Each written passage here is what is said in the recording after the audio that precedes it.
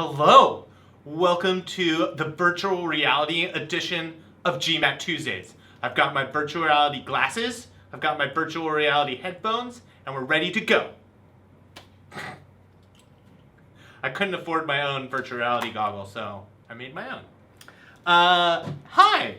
We are diving into the official guide to the GMAT. We are moving on to question number 2. In previous videos, we looked at question number 1 and we looked at the passage. For a recap of the passage, because this is going to be useful for this video, remember that the main idea of the passage is we're talking about 2 theories related to schooling, fish schooling. The structure, first paragraph is the intro, second paragraph is theory A, third paragraph is critics of theory A plus the sort of beginnings of theory B, and then the fourth paragraph is all about theory B or idea B. And then the tone is balanced-ish, and the author is basically just presenting these 2 theories. Okay, so if we take a look at question number 2, we're going to see that it is a detail question. Let me read the question for you real quick. The question says, according to the passage, which is the key to knowing that it's a detail question, both theory A and theory B have been developed to explain how, and then we'll finish that idea with the right answer. Since this is a detailed question, we have specific steps that we want to follow. 1, attack the passage, which we did already. 2, we're going to rephrase the question, which we can do right now. Basically, we're looking for an answer we're looking at theory A and theory B and asking, what do they both explain? What is the same between theory A and theory B? We'll do a little research in the passage to go find out.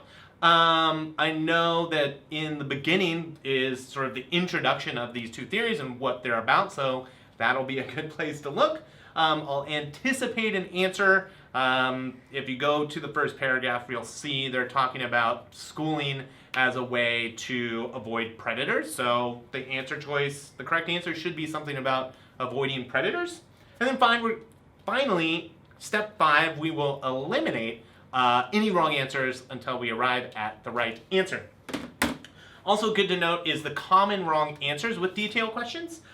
Inferences, so anytime that there's an inference where you have to combine or synthesize ideas in the passage, in a detail question, that's going to be a wrong answer because we're looking for things that are just stated specifically in the passage. Next, a distortion, where they're taking information in the passage and tweaking it a little bit or moving it around so that it's not completely accurate. It might be half right and half wrong. And then the new info, answer choices, those are answer choices where they just introduce a new idea that isn't actually in the passage.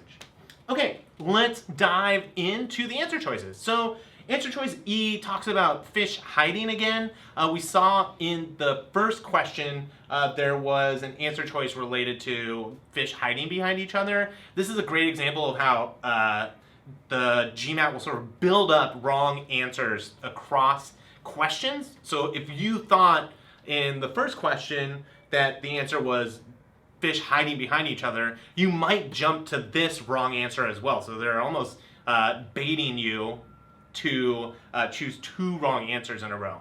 But this is new information. There's no talk of fish hiding behind each other or hiding at all, really, when they school. So that's not right.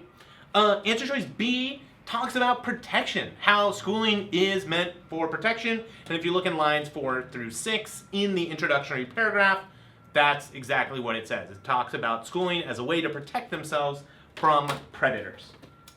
Answer choice C says that this differs from other behavior.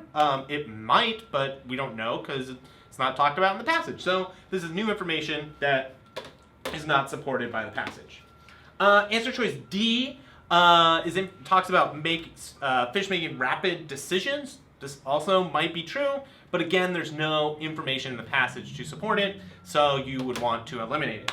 And then finally, answer choice E says that schooling allows fish to survive around predators, and you could make an inference based on some information in the passage in the 4th paragraph that since some fish do live where predators are and they still school, they must be able to survive around predators, but this is an inference. You sort of strolled away from what is actually being stated in the passage, and so you know that it doesn't work for a detailed question. So the correct answer is B.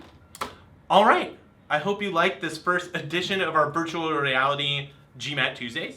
If you have any questions, leave comments down below. And of course, if you need even more help, head over to magoosh.com, where there's tons of friendly people like me ready to help you dominate test prep. All right, be excellent to the universe.